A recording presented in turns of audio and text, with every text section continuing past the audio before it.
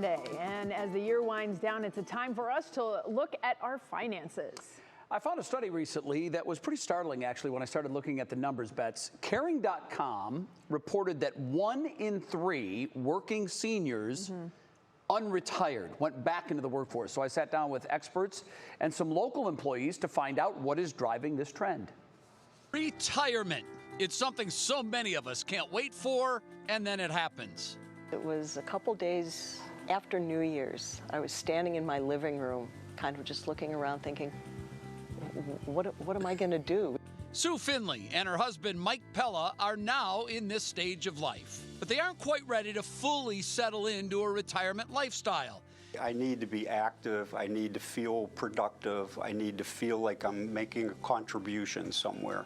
In fact, a new study from Caring.com found that 14% of retired seniors say they're likely to return to work, and the reasons vary from wanting to stay active to financial considerations. 52% of the seniors cited inflation as the greatest factor in their return to work. On average, the seniors polled are looking to plug about a $500 gap per month in their income. Inflation peaked in 2022 at 9.1%, the highest rate since 1981. We've had 6 consecutive months of inflation slowing, but the prices are still high.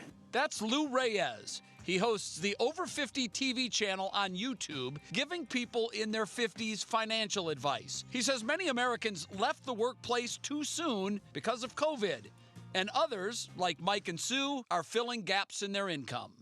I wish somebody had told me that when I was young. Start saving for retirement as soon as you start making money. Even if it's just small amounts, it adds up. Mike now works part-time with students at Tri-C, where he's a contractor in the student production office, sharing knowledge he gained throughout his career. He says that is a big reason why he's still working. I feel like I'm making a contribution. I feel like I'm putting back into the industry what I have taken out of it for 30 some odd years. As for Sue, she finds solace in freelancing for the company she once worked for, knowing there is a light at the end of the tunnel and much more flexibility to live life on her terms. It had been about 30 years that I had had a real summer. Wow. My husband's family would rent a house up in Presque Isle. I would get like a 27-hour vacation after I get back to work. To know that that wasn't always looming made it easier to go back. What advice would you give to someone that might be watching this, who's getting ready to make that move?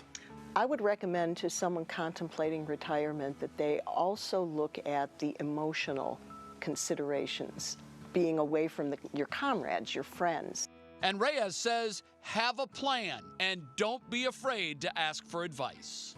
We don't know everything, you know, like if we're going to make a decision that's going to affect our life, affect our family, affect our future. Well, talk to somebody, find somebody who's wise, who can give you objective opinion. Talk to somebody who's objective, who can assess your skills.